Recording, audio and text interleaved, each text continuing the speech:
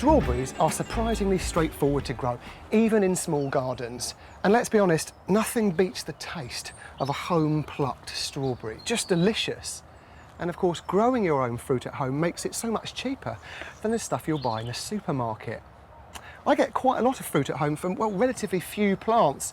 And perhaps the trickiest thing about growing strawberries, especially if you've got a young family like me, is keeping the kids away. And many varieties are just as happy grown in hung baskets and tubs as they are in the ground. And the great thing about growing them in tubs is it keeps the mice and the slugs away.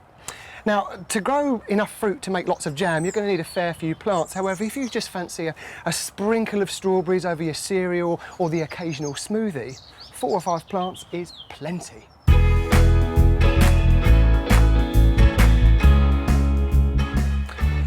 The best time to plant young strawberry plants is in late summer. September is ideal. Do it then and you'll get a crop the following year. You can pop them in spring, but just take into account that you won't get a big crop in your first year because the plants will take time to knit in and bulk up. Yeah, just plant them in a sunny, well-drained spot with lots of well-rotted organic matter dug in, or use peat-free compost. If you're growing strawberries in the ground, plant them in rows, each plant about 18 inches apart, that's 45 centimetres, with the rows themselves about 3 foot apart, that's 90 centimetres or so. If you're growing in raised beds, you can afford to put them in a little bit closer together. Pop them in at 12 inches apart, that's 30 centimetres, 2 foot, 60 centimetres between the rows. In containers and baskets, you can space plants closer together. Now in this basket, I think 2 is plenty. So gently squeeze them out of the container. Have a look at the roots, might need teasing a little bit. Make a hole with your hand and pop the plant in. Same again, gently squeeze them out of the container. Check the roots, make a hole with your hand and pop the plant in. 8 to 10 inches apart, 20 centimetres or so, because of course they will hang out of the sides of the container.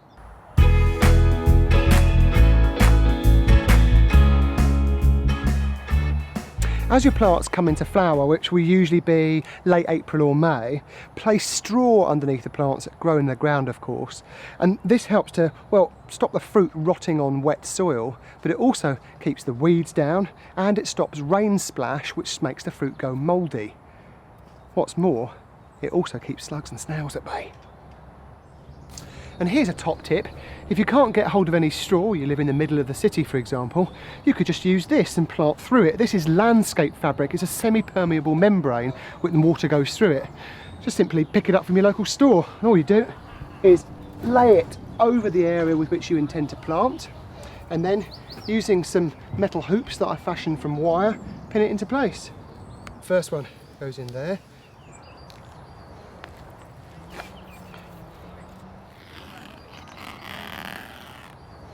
Once you've laid your membrane out and pegged it down, you just go in and you make a sort of cross shape using a Stanley knife or a pair of scissors where you're going to plant each plant. Of course, at the correct spacing. And now you simply pop your plants in where you've made your incisions. In mid to late May time, you'll notice that your young strawberry plants will start producing lots of runners.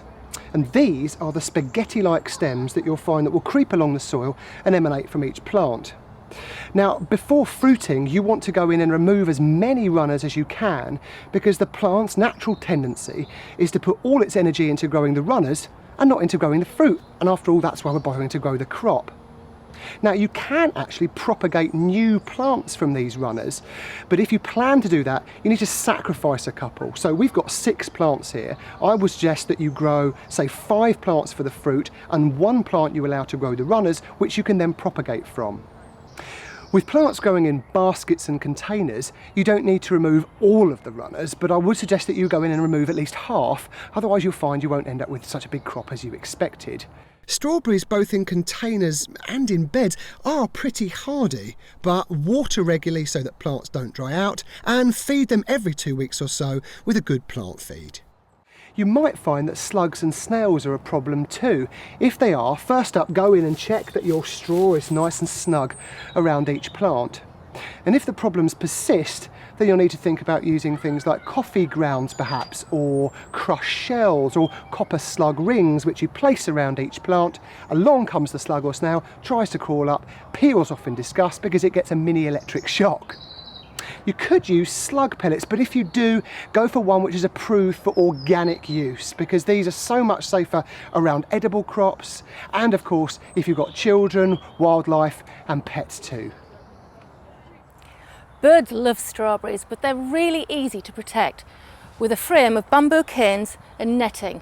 Just make sure your netting doesn't directly touch your plants, or else the birds will just peck through. And don't forget to tuck the edges in as well. In the first year after planting, you'll find that your strawberry plants aren't particularly prolific, especially if you planted in autumn. However, keep your plants well watered and keep on top of the pests and diseases, and you'll find that years 2 and years 3 will give you a bumper crop. After year 3, you'll find that the quality of your strawberry plants starts to reduce, and at that point they become quite susceptible to pests and diseases. So you'll need to replace your plants at that point with some baby plants full of vigour. But here's a top tip. I'd plant a little row of strawberries every single year, and that way you'll get a little bit of a rotation going. As the new plants start growing and reaching the peak of perfection, you'll find that the older ones will just disappear and will stop producing, and you go in and dig them out. And do this regular planting every year and you'll find that you'll never need go without.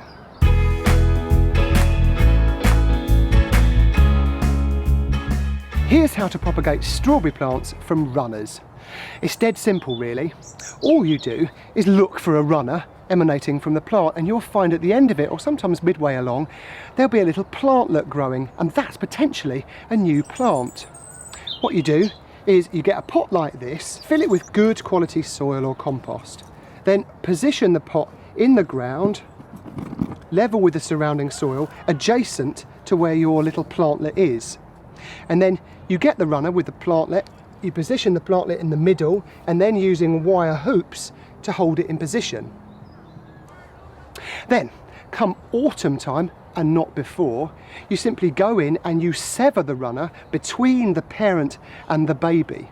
Don't do it before because, well, you want the little baby to have time to rely on its parent so that it bulks up nice and big. And then come autumn time, lift the container or the pot out of the ground, and hey presto, there you go, a new little plant. Now this little plant will need protection over winter, so pop it in a greenhouse, on a kitchen windowsill or conservatory if you've got one.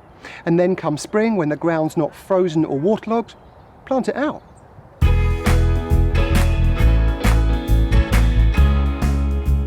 Strawberries need to be picked as soon as the fruit is ripe to stop them rotting on the plant. And unlike my son, my little nipper, go in and pick the fruit gently because it bruises easily. And if you can, try and take the stalk with the fruit as well. Given sun, water, bit of TLC, you'll find that your plants will crop all summer long. To find out how to grow other fruit and vegetables and for other general gardening tips, check out the links at the end of this film.